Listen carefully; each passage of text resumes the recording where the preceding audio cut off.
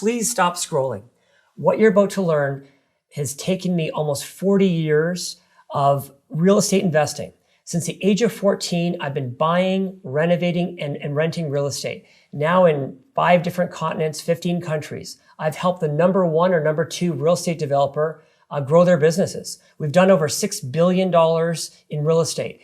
But the innovation you're going to learn about today is incredible. This is the most important development in real estate in over 40 years, and I'm so excited you're going to join me. So Muskoka is really special. It's so especially if you live in the Toronto GTA area, it's a couple hours north of the city, but it's magic. I mean, you've got a piece of land that is very unique to the world. For example, some of the big lakes like Lake Muskoka, Lake Rosso, Lake Joseph, you see things like boathouses, which are very unique to those lakes where you don't see anywhere else in the world.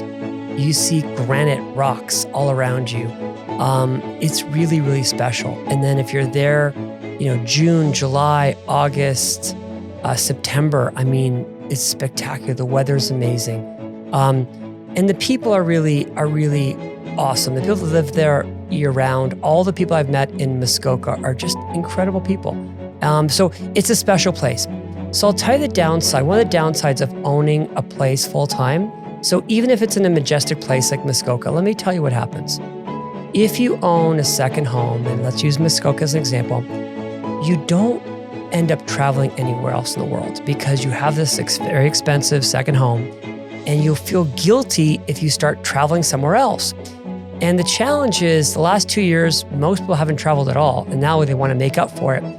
So if you're stuck with a second home, and then you're like, well, I'm just going to go to my second home, which is great, and you'll love it, but you kind of feel like you're missing out. So one of the things that we did at Casaco, which I think is really important, and we're the only company in the world that I know has done this, we partnered with a company called Third Home. And this is really important. So when you own a Casaco home, and let's say there's 1 week or 2 weeks or 3 weeks that you're not going to use your Casaco home, you can do an exchange with Third Home, and Third Home manages 14,000 homes in 98 countries. So what does that mean? It means you're exchanging a week or 2 weeks at your Casaco home, let's say in Muskoka, but now you can spend a week in Tuscany or a week in Egypt or a week in whatever your dream is. That's really cool. So, and I'm not talking about staying in some hotel, staying in some resort. I'm talking about an average property value of 2.5 million in 98 countries and 14,000 homes to choose from. So I think we've solved the problem of okay, so I own that one vacation home, but I don't always want to go there. I want to travel and not feel guilty about it. Here's how you can exchange that. So that's really unique. So Muskoka is a really amazing place. Now, the downside of Muskoka is it's not that super fun in the winter. Like, it's a serious snow belt. It's really, really cold. And unless you're into snowmobiling or cross-country skiing maybe, there's not a ton to do in the winter in Muskoka. Tons to do in the summer. But again, unless you're a snowmobiler or an ice fisherman, maybe cross-country, that's about, some of your limitations. So the benefit of Casaco is maybe in the winter, you might exchange some of those weeks and go to a hot destination or a different destination. So again, that's a huge benefit, I think, for Casaco homeowners. So Blue Mountain is amazing. And because I've owned a second home there too, I can tell you what I liked about it was it's closer. So you've got a little shorter drives, but still about 2 hours, but it's not 2.5, it's not 3 hours. And it's really a year-round place. So what's great about Blue Mountain is literally 365 days a year, there's something to do in Blue Mountain. You've got Georgian Bay, you've got obviously Blue Mountain, the hill, but you've got bike trails, and there's so much to do year-round. So I think if you only had to pick one second home destination that you could use year-round, Blue Mountain might be a great pick. There's just not a lot of inventory in terms of places to choose from. Most of the inventory for second homes are condos in the village. So there's about 1,200 condos to choose from. But most of us don't want to necessarily be in a condo, especially for a second home. And there's very limited inventory in terms of actual houses in that area. So there's not maybe as big a selection as in Muskoka. In Muskoka, there's hundreds of lakes. I mean, We talked about the big three, but there's hundreds of small lakes. So in Blue Mountain, there's really not that many homes. And a lot of the homes in Blue Mountain are kind of, they're older. Maybe they're built 30 or 40 or 50 years ago. So there's not a lot of new, beautiful modern homes. But listen, Blue Mountain's an amazing place. I love going there. But I do think one of the key perks of Casaco is the fact that the weeks that you're not going to go there, you can do an exchange program with our partner, Third Home. And again, you can choose from one of 14,000 homes in 98 countries, so you can still travel and you don't feel guilty because you're not leaving your second home. You've done an exchange, you've traded that home, which is a really sustainable and really effective way to be able to travel the world and stay in a beautiful, $2.5 million property, not in some hotel room somewhere else.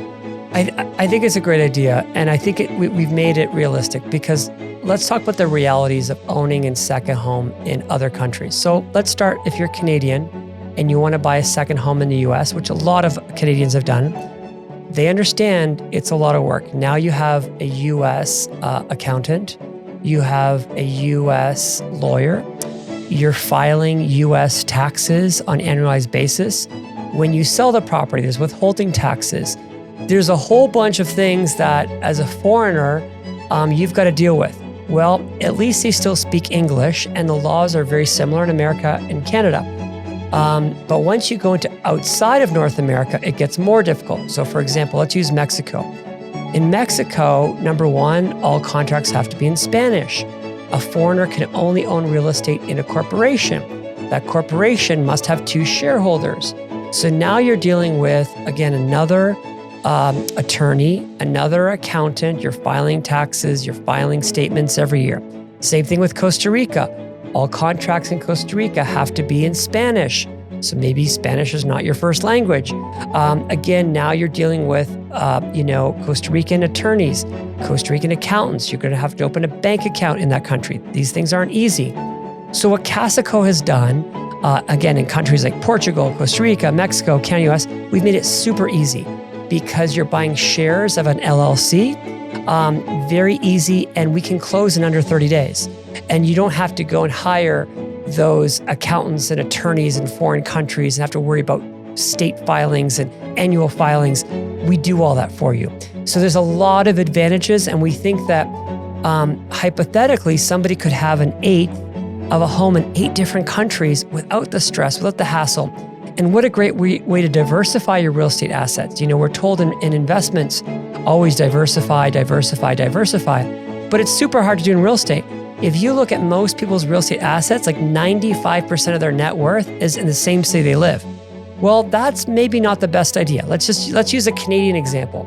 If you're a Canadian real estate owner, you feel like an absolute hero because we've had this incredible bull run. We've had this crazy real estate market.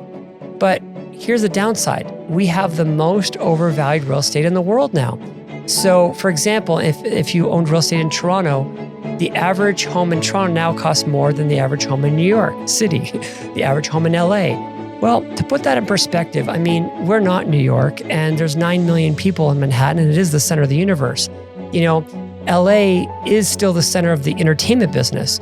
Again, Toronto's a wonderful city, but to think that our homes are going to maintain a value higher than Manhattan or LA long-term, we might be, you might want to rethink that.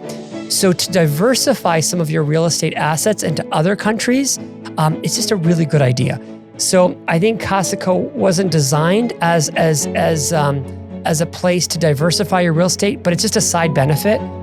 So not only do you get to own and invest in these different places, but I think it's a great diversification strategy as well. Right, which is super hard to do as just, unless you're running a hedge fund or you're running some kind of REIT. It's very difficult to diversify your real estate assets. Casaco makes it super easy and at a low cost. The fact that you can buy a fraction in Costa Rica, for $125,000 or, one in Mexico for the same price, for less than $500,000, you can literally be invested in prime vacation homes in 4 different countries with 4 different currencies. In the world we live in, having the ability to be diversified is a good idea. And I know if you talk to somebody that was, dealt with a trucking strike or people that donated money to the truckers where all of a sudden their assets were frozen by the government, I bet you they wish they had some assets outside of Canada where, the government couldn't seize their assets.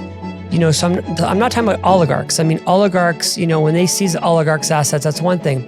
But when they take regular Canadians and they start seizing their assets just because they donated to, a pro-freedom cause and the government seizes their assets, I mean, that's kind of scary. So if there's ever been a time where Canadians should think about diversifying their real estate assets outside Canada, this might be a good time.